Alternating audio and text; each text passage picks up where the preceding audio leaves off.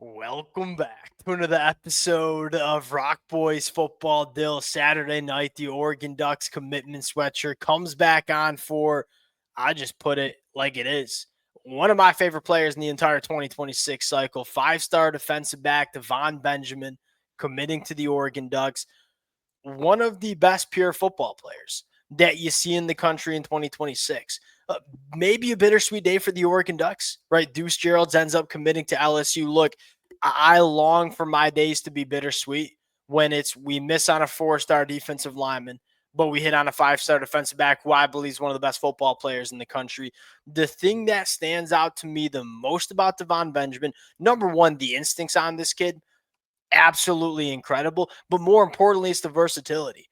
I firmly believe Devon Benjamin can be a five-star football player for you at every single position in the defensive backfield.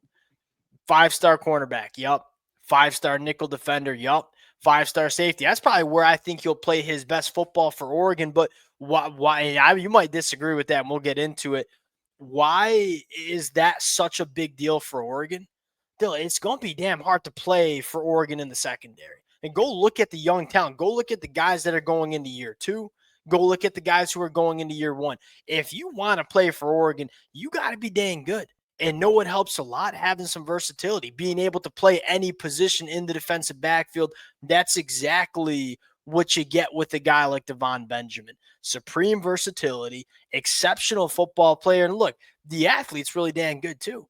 He's 6 foot buck 80, 10.92 in the 100-meter dash, elite short area quicks. There are no boxes left unchecked. When you're talking about a guy like Devon Benjamin, massive fan of him. Want to first talk to Devon Benjamin, talk about where he could play for Oregon. Let's get into the 2026 class as well. Maybe slap on a grade. How well has Dan Lanning recruited the 2026 cycle? Before we get into it, as always, to the Oregon fans, appreciate you guys. And look, if y'all are taking time out of your Saturday night to listen to the boys, you're crazy. But secondly, we appreciate you. If y'all do enjoy the content, consider subscribing to the channel. Dill, without further ado, I'm going to give you the T-box here. Devon Benjamin coming to Eugene. How are we feeling about it? And you kind of hinted at it, but like just a pure development as a football player and how smart It's he is, elite. his ability to Dude. jump routes and take the ball away, but also like have the functionality and skill set. Like when he gets his hands on footballs, he's catching it, he's taking it back to the house, like making those type of real high end difference maker plays. And it again matches up like the physicality, but also just a really smart football player who I think can get on the field early. Football IQ is elite with this kid. Look, he ain't going to make your jaw drop. Like a guy like Jet Washington going to make your jaw drop right when he walks into a room. That's what makes Jet Washington a five-star prospect. Devon Benjamin, probably not going to make your jaw drop when he walks into a room. Makes your jaw drop when he's on the football field. And sometimes when we talk about these high school kids, I feel like we care so much about the height, weight, speed profile. And look, it matters. And Oregon has leaned into it. Oregon wants size and they want speed in the back end. We can't forget to evaluate the football player too. And when it comes to Devon Benjamin, I don't think he gets much better. I want to give you the T-box here. A guy that can play cornerback, can play nickel, can play safety. Where do you think he plays the most for Oregon? I guess more importantly, what do you think is going to be this kid's best position when he gets to Eugene? I ultimately think he's going to turn into a boundary corner. That's kind of where I Wow. see him. And I think part of it, again, you talk about like the instincts and the ability to break on routes, but Yeah.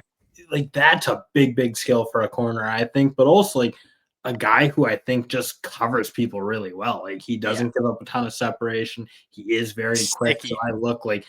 I just see premier corner written all over. I don't necessarily disagree with that. I just look at him as a safety, and I feel like him playing safety lets him be an instinctual football player a little bit more. Like, hey, we're going to sit there in the deeper third.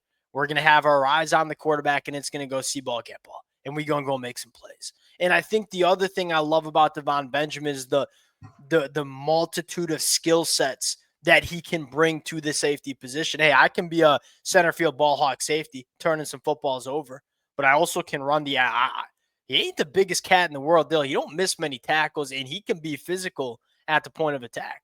Also has the ability to come down and play some man coverage as well, which, look, Oregon didn't have that last year. As much as I really like a guy like Kobe Savage, was a solid football player for Oregon, when it was time for Kobe Savage to match up in man coverage and run with the Ohio State wide receivers, flat out couldn't. I think Devon Benjamin offers you a ton of man coverage ability, the safety position as well. I ain't pushing back. Look, if he wants to play cornerback, he's going to be a good cornerback. You can play him at any position in the backfield. I gotta be honest. I think like real shutdown level boundary corners are I agree. so important, and I think they help a defense so much, and they give everyone else flexibility. And I see like again, just you combine the ball skills with the ability to be sticky in man coverage, the ability to break on the ball, Yeah, and recognize receivers' routes. I mean, I I just think agree. to be And Dill, great at that. That's what you want. here's the thing. I mean, you brought in Naheem Offord, Brandon Finney, and Dorian Brew, and you got guys like Ifio and Dakota Fields who are going into year 2.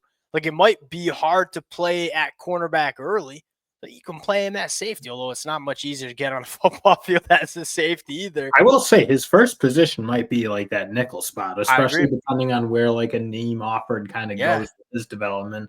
I just look at that position because you said it like safety and corner. I don't want to say they're locked up, but like yeah. you're gonna need to be like kind of an all Big Ten level player You quickly have to be. because of You true. look, you ain't playing in Oregon secondary if you don't have that ability, because they're just, that's how talented Oregon is. That's why I love the commitment of Devon Benjamin so much. We can get you on the football field in so many different ways that even though we're so deep, we're so loaded, you can still come in and play a role early for us during your career. That sums it up for Devon Benjamin. And Dill, I want to get into a more important conversation, that is evaluating what Oregon has done in the 2026 cycle. This is their 17th commitment. It is not going to be a monster class for Oregon at the high school ranks, but it's going to be a hyper talented one. Their average player ranking is pushing a 95, which is ludicrous. Dill, they have 17 commitments. They have 5 5 stars. Dang near a third of Oregon's 2026 class has 5 stars next to their name. Although it's not going to be the biggest, and although it might not be the number one class in the 2026 cycle, it is a hyper talented one. Want to get your opinion, because I think we're going to disagree on it a little bit.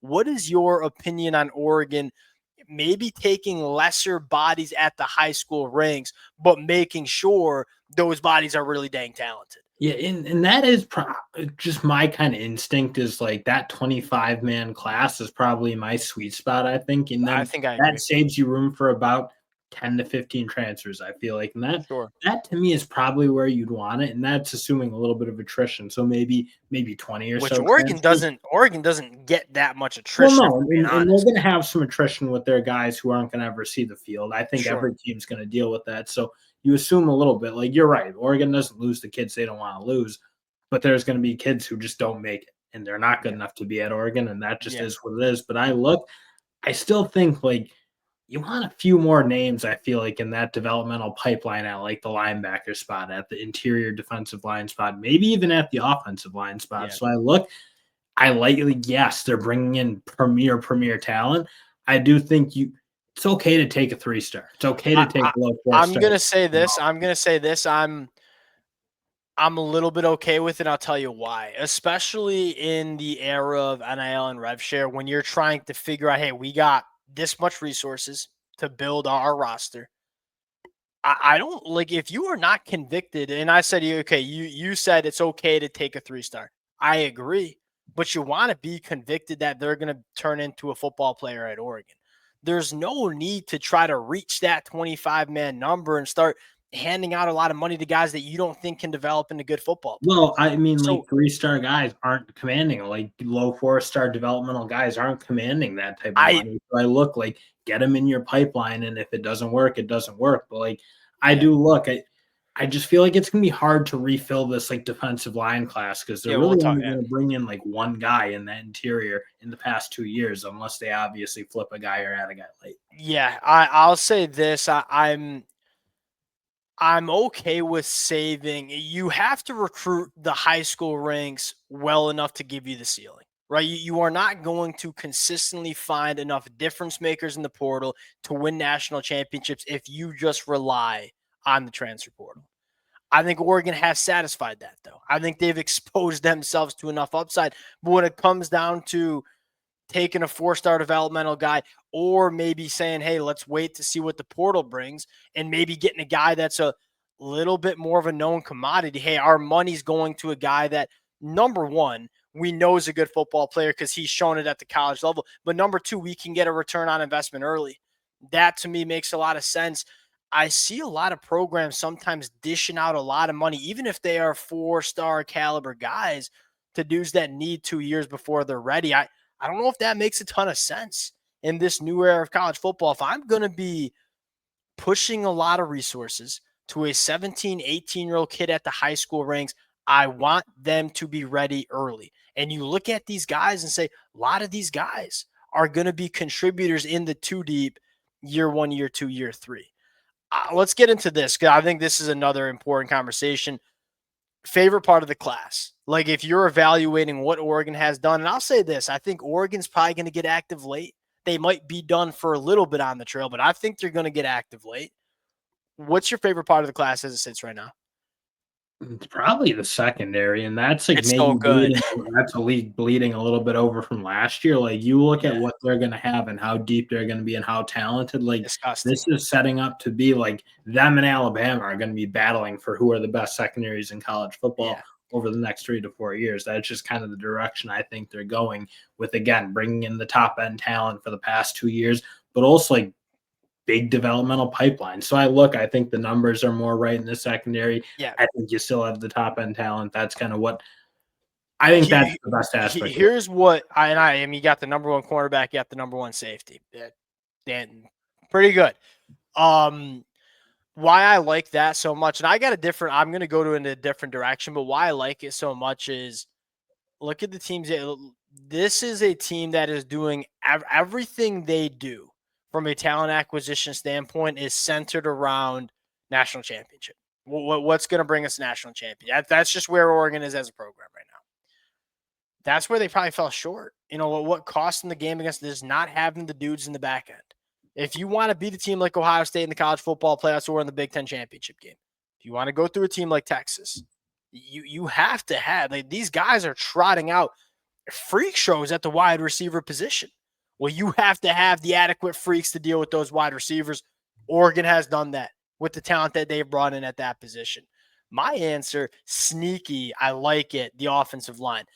A little thin on numbers, which is okay because I think Oregon took a bigger class last year. But I love the versatility. You have Emmanuel Iheanacho, who I think can be a dang good right tackle, but also be a really good guard.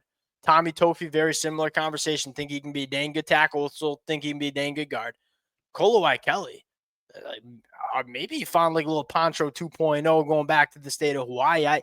It's not a big group, but I love not only the buy, I like the players, but I also like the versatility that you have as well. When you get guys that can do a lot of different things, it's easier to put out that best starting 5 you can have. And I think Oregon's done that.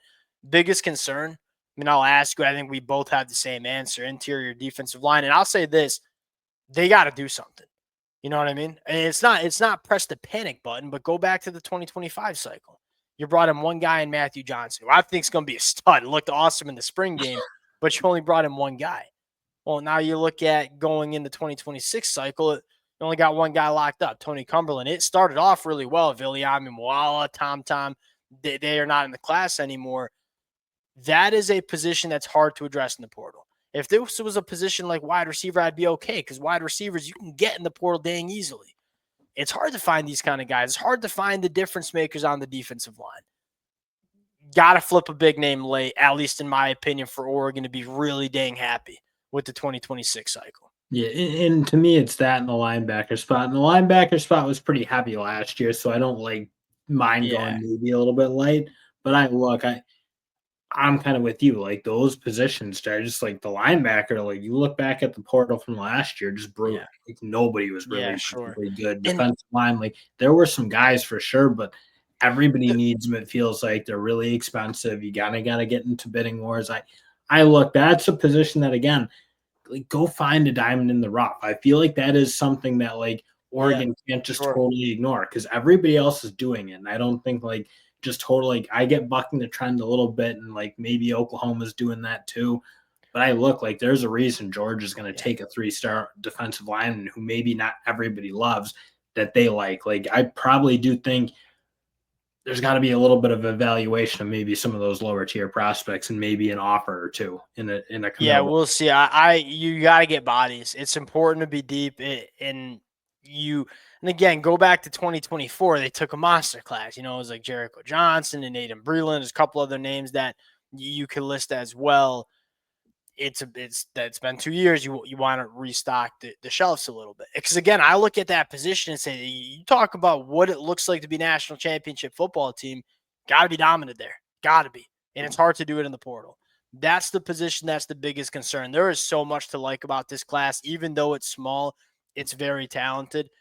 We gotta get that position right, and I don't know what it's going to look like. Maybe you spin it back on Deuce Gerald because look, I think Deuce Gerald's a really good football player. I feel like you got to make sure you address it. We'll see if they do. Appreciate you guys rocking with it again. Have a phenomenal Saturday night, even if you're watching this Sunday morning. We appreciate you. If y'all do enjoy the content, consider subscribing to the channel, and we'll talk to y'all later.